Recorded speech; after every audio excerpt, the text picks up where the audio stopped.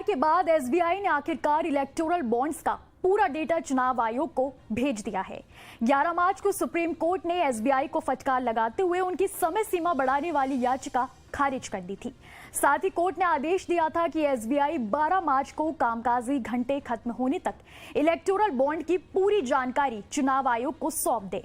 इसके बाद एसबीआई ने मंगलवार 12 मार्च शाम 5:30 बजे तक इलेक्टोरल बॉन्ड्स का पूरा डेटा चुनाव आयोग को भेज दिया है।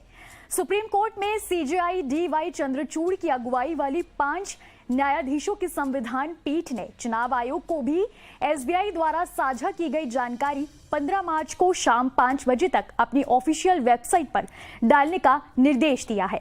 इसलिए अब जब एसबीआई ने डेटा चुनाव आयोग को भेज दिया है तो इसे 15 मार्च तक अपनी वेबसाइट पर पब्लिश करना होगा।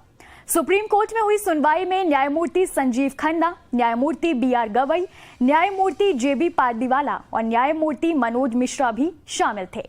बेंच ने एसबीआई को नोटिस देते हुए कहा कि 26 दिन तक क्या किया। कोर्ट ने 15 फरवरी को आदेश दिए थे, अब तक अनुपालन क्यों नहीं किया गया। कोर्ट ने फटकार लगाते हुए कहा, अगर अब उसके निर्देशों और समय सीमा का पालन करने में विफल रहता है तो कोर्ट अपने 15 फरवरी के फैसले को नहीं मानने के लिए उसके खिलाफ कार्रवाई कर सकता है। अब सवाल है कि इलेक्टोरल बॉन्ड पर विवाद क्यों हो रहा है। दरअसल इलेक्टोरल बॉन्ड पर कांग्रेस नेता जया ठाकुर, मार्क्सवादी कम्युनिस्ट पार्टी और NGO association for democratic reform समेत 4 लोगों ने याचिकाएं दाखिल की। याचिकाकर्ता का कहना है कि इलेक्टोरल बॉन्ड गुपचुप फंडिंग में पारदर्शिता को प्रभावित करती है, ये सूचना के अधिकार का भी उल्लंघन करती है। उनका कहना था कि इसमें शेल कंपनियों की तरफ से भी दान देने की अनुमति दी गई है। इलेक्टोरल बॉन्ड पर सुनवाई पिछले साल 31 अक्टूबर को शुरू हुई थी। अब आपको समझा देते हैं कि इलेक्टोरल बॉन्ड है क्या और ये चर्चा में क्यों है।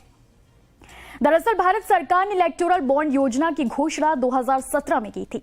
इस योजना की सरकार ने 29 जनवरी 2018 को लागू कर दिया था। आसान भाषा में इसे अगर हम समझें तो इलेक्टोरल बॉन्ड राजनीतिक दलों को चंदा देने का एक वित्तीय जरिया है। ये एक वचन पत्र की तरह है जिसे भारत का कोई भी नागरिक या कंपनी भारतीय स्टेट बैंक की चुनिंदा शाखाओं से खरीद सकता है और अपनी पसंद के किसी भी राजनीतिक दल को गुमनाम तरीके से दान कर सकता है। चुनावी बॉन्ड्स की अवधि केवल 15 दिनों की होती है, जिसके दौरान इसका इस्तेमाल सिर्फ जन प्रतिनिधित्व अधिनियम के तहत रजिस्टर्ड राजनीतिक दलों को दान देने के लिए किया जा सकता है। इसके बाद आपको बताते हैं कि किसे मिलता है चुनावी बॉन्ड। देश में जितने भी पंजीकृत राजनीतिक दल हैं उन्हें ये बॉन्ड मिलता है, लेकिन इसके लिए शर्त यह है कि उस पार्टी को पिछले आम चुनाव में कम से कम 1% या उससे ज्यादा वोट मिले हों। ऐसे ही पंजीकृत पार्टी इलेक्टोरल बॉन्ड के जरिए चंदा पाने का हकदार होगी। सरकार के मुताबिक इलेक्टोरल बॉन्ड के जरिए ब्लैक मनी पर अंकुश लगेगा और चुनाव में चंदे के तौर पर दिए जाने वाली रकम का हिसाब किताब रखा जा सकेगा। इससे चुनावी फंडिंग में सुधार होगा। केंद्र सरकार ने अपने जवाबी हलफनामे में कहा कि चुनावी बॉन्ड योजना पारदर्शी है। ऐसी तमाम खबरों के लिए देखते रहिए न्यूज नेशन डिजिटल।